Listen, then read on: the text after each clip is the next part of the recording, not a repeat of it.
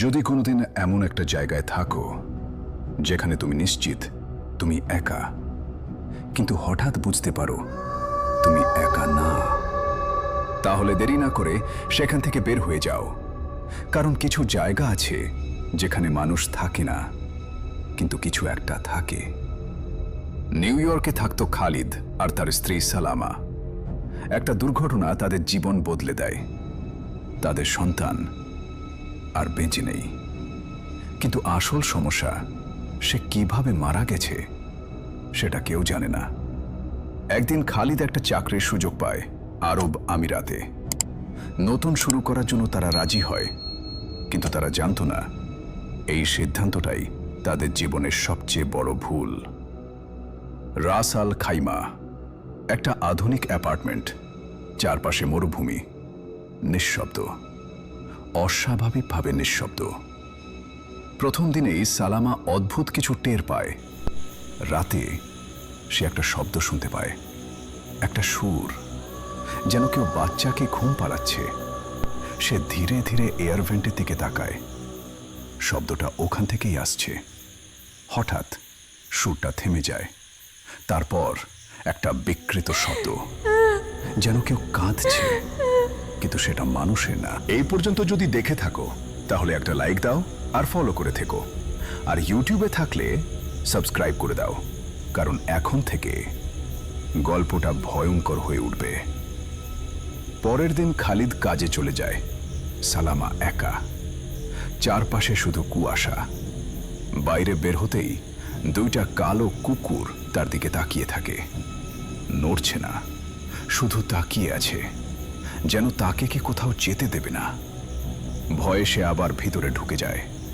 আর তখনই সে দেখে সিসিটিভি ফুটেজে কেউ একজন হামাগুড়ি দিয়ে তার ফ্ল্যাটে ঢুকছে।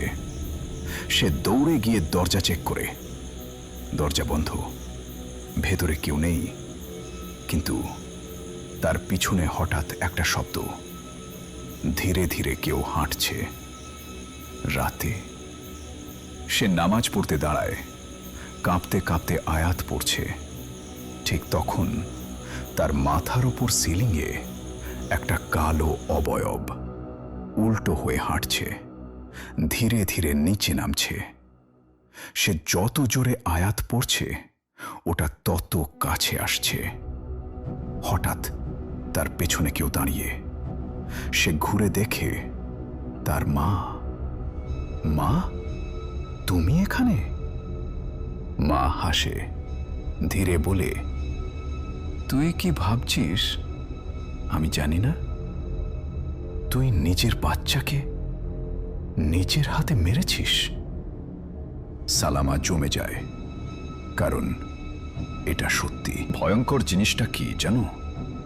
ভূত না, নিজের গোপন সত্য। হঠাৎ ফোন আসে। ওপাশ থেকে খবর, তার বাবা, মা, বোন অ্যাক্সিডেন্টে মারা গেছে। বাস্তব আর ভ্রম সবকিছু মিশে যেতে শুরু করে। অন্যদিকে খালিদ অফিসে বসে বারবার একটা লাইন লিখছে, খুন একটি মহাপাপ। সে নিজে যেও জানে না কেন লিখছে। রাতে বাড়ি ফেরার পর সবকিছু আরো খারাপ হয়ে যায়।